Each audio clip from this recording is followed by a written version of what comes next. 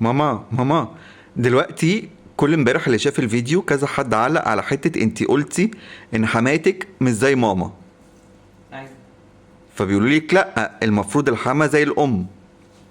ايوه الحما زي الام، بس خلينا باللوجيكال، خلينا بالواقع.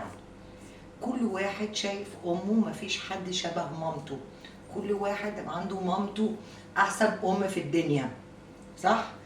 ممكن حماتك كويسه واحسن حما، بس انا حاسه ان من جوه كل واحده مش بتشوفها قوي كماما. ممكن بتشوفها ماما يا ستي احسن ناس 90%، 90%. تشوفها زي ماما، بس مش 100% كلهم. خلينا واقعيين. كل واحد بيشوف مامته ان مفيش حاجه بتعوض عن ماما، عن مامتي. كل واحد شايف ان مامته دي احسن ام، مع اني عندها حما كويسه. حما دي مامة حبيبها، مامة جوزها، يعني لازم احبها فعلا لاني جايبه لي هديه، جايبه لي هديه كويسه واحبها وكله. بس ما نجيش بقى نقول دي زي ماما، ومش مش بالكلام. امتى بقى اقول دي زي ماما؟ لما تبقى الست دي كبرت ومحتاجة وعندها مثلا ولد او عندها صبيان، ساعتها هبان اللي انا ايوه زي بنتها ودي زي ماما. ان بقى في وقت الضيقة انا ابان فعلا لو انا مرات ابن كويسة. دي اهم حاجة، مش نقعد نقول كلام وخلاص. خلينا واقعيين شوية. طب انتي قلتي اللي هو قلت ايه تاني؟ قلت ايه تاني كنت؟ لسه قايله دلوقتي انتي اللي هو ابنها ده هديه. اه طبعا. طب لو ابنها مش هديه بقى؟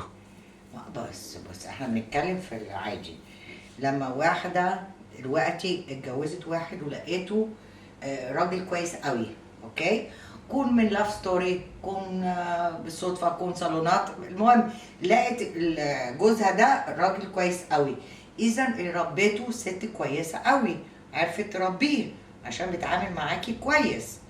طيب، في برضو تطلع واحد في جواز مش كويس، مش مظبوط. على فكرة اوعى تفتكر لان الام ما ربتوش، لان انا بسمع انت ما ضربتش، لا.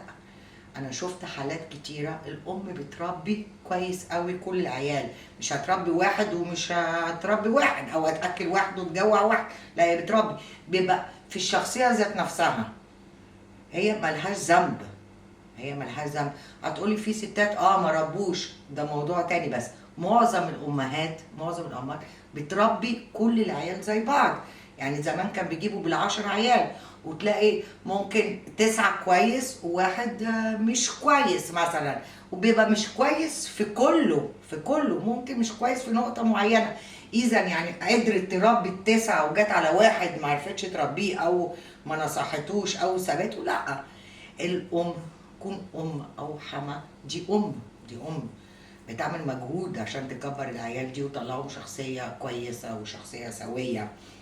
بس احنا اي حاجه جديده بالنسبه لنا بيبقى مستغربينها. يعني مثلا عندي ماما والاقي دلوقتي عندي حما، في ناس يقولك ازاي اقول لها ماما، ازاي اقول لها ماما، مش بتطلع بالسهل مثلا.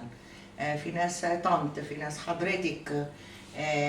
لا ده حقيقة، ده واقع ما نستخباش يعني ورا الحقيقة اللي فعلا.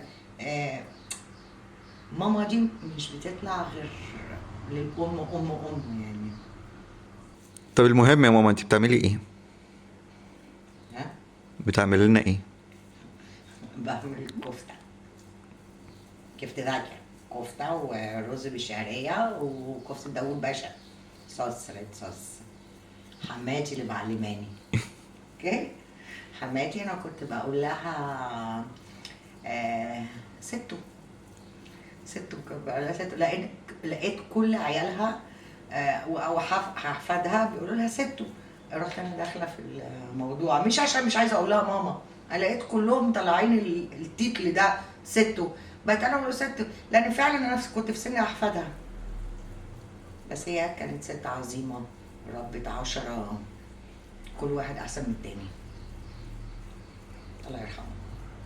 وماما ربتني كويس قوي على فكره. احنا كنا اتنين بس ربتنا معايا. الله يرحمه. اسيبكم بقى عشان اكمل اكل. شكرا يا ماما. باي. هوريلكم بعدين السفره، اوكي؟